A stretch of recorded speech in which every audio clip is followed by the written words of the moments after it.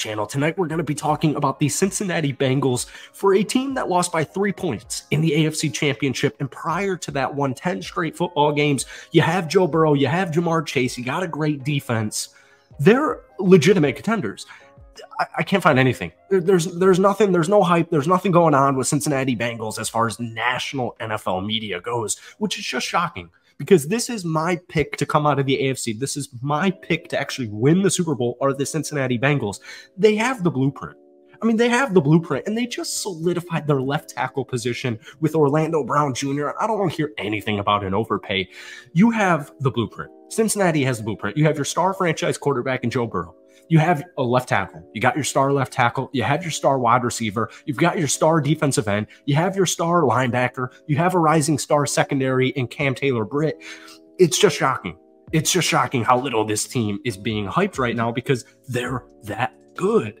They're that good, man. So what I love about Cincinnati is they spend the money offensively. You know, they pay their defensive players, but they pay their important defensive players like we just mentioned. Defensively, if you want to win a championship, typically you go young, fast, and more importantly, cheap. Now, you still have your star players, and Cincinnati's defense still has their star players.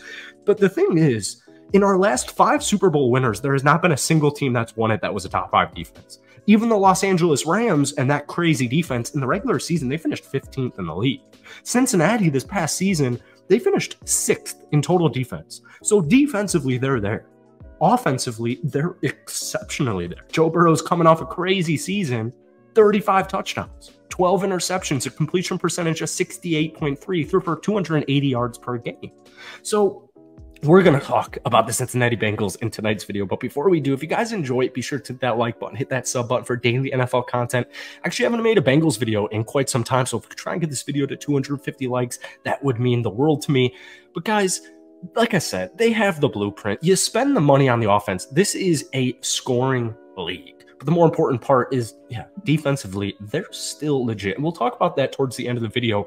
But I want to pinpoint 3 newcomers coming out of Cincinnati. Because when we take a look at this roster, you got Joe Burrow, you got Joe Mixon, you got Jamar Chase, T. Higgins, Tyler Boyd. They're loaded right there. I mean, you're absolutely loaded. And as we mentioned, new addition, left tackle Orlando Brown Jr. coming on over from the Kansas City Chiefs. Well, I want to talk about Charlie Jones, special teams menace. He had a great preseason. He had a great camp. In his final year at Purdue, he had 110 catches for over 1,350 yards. He had 12 touchdowns and averaged 12.5 yards per catch. He's coming on over for Cincinnati as their 5th string wide receiver. 5th string wide receiver is Charlie Jones. Well, he's not the only C name coming on over from college. They also have Chase Brown. Now, I will admit, the 2 big losses for me with Cincinnati was Hayden Hurst and Samaje Perine. Samaje Perine, when Joe Mixon went down with that concussion, what was that, halfway through the season, Samaje came in and established himself as like, I'm that guy. And Bengals fans knew Samaje Perine was as reliable as they come for a backup running back. But losing Samaje to the Denver Broncos definitely stung. But it didn't sting for long because they drafted Chase Brown. And I think the reason nobody really is mentioning Chase Brown is, first off, the running back market in the NFL right now is just a whole whirlwind of just like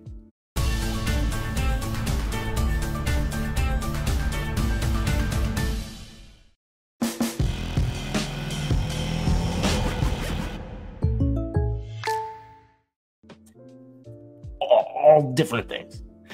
The running back position right now in the market is it's not the position to be.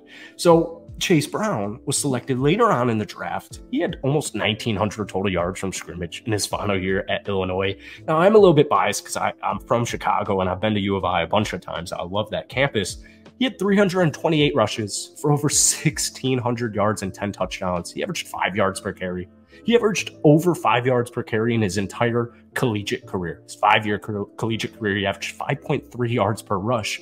But he also can catch, which is something Samaje Perine did very nicely. 27 catches, 240 yards in his final season at Illinois.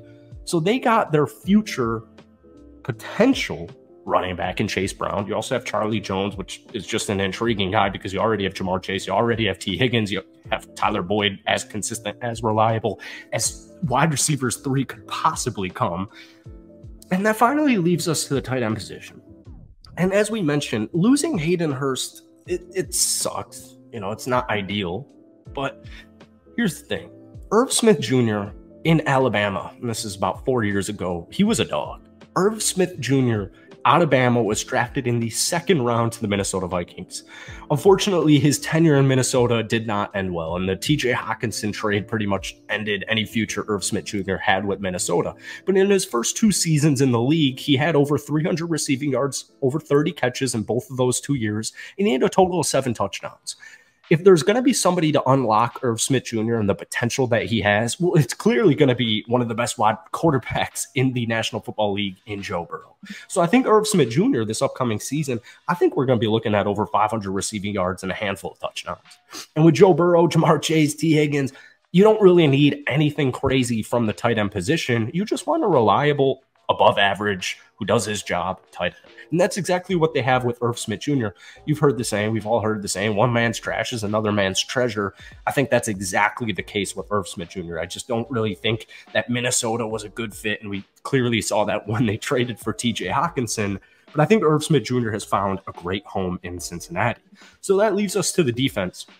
You know, the big thing with defensively when talking about Cincinnati this past offseason, everyone's talking about who they lost. Bengals fans know who they had, though. And I think a great example would be a guy like Dax Hill. You know, Dax Hill was selected in the 2022 NFL draft out of Michigan in the first round. Well, we didn't see too much of Dax in his rookie season. Obviously, being a rookie, playing behind good players. But he played 15 games. He had 16 total tackles. But Dax Hill, there's something there with Dax Hill. And Bengals fans knew this, but the Bengals coaching staff definitely knows that. Cam Taylor-Britt, I was reading an article that said, I think it was a quote, I don't know who said the quote, but they said Cam Taylor-Britt could establish himself as the best cornerback in the National Football League this upcoming season.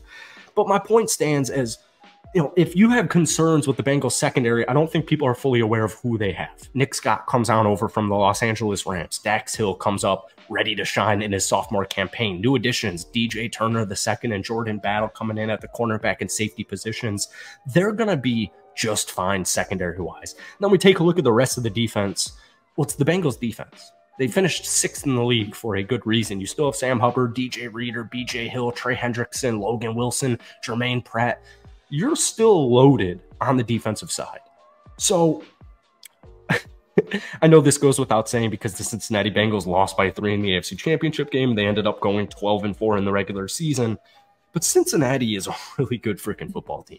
And it's just quite shocking to me how little this team is covered. I'm actually shocked by it. All I hear about Chiefs, Chiefs, Chiefs. The Chiefs are a great football team. But I know the tide will turn sooner rather than later, and it would not surprise me. And as you guys heard in the beginning of this video, I do anticipate it will happen this season. I think Joe Burrow will be at least an MVP candidate. I think he's going to win MVP. And I think this is the year for the Cincinnati Bengals, and I just want to get that out there before the season officially starts. But that's it for tonight, man. If you enjoyed it, be sure to hit that like button, hit that sub button. But guys, how are you feeling about Cincinnati? A win total doesn't even matter because this team's winning. This team, whether they win the division, if they dealt with injuries or whatever, they're still winning 10-plus games regardless. They're still making the playoffs regardless. So my question to you guys is, how far is this Bengals team going? Let me know down below in the comments. But as always, hit that like button, hit that sub button. If you want more Bengals videos, let me know down below.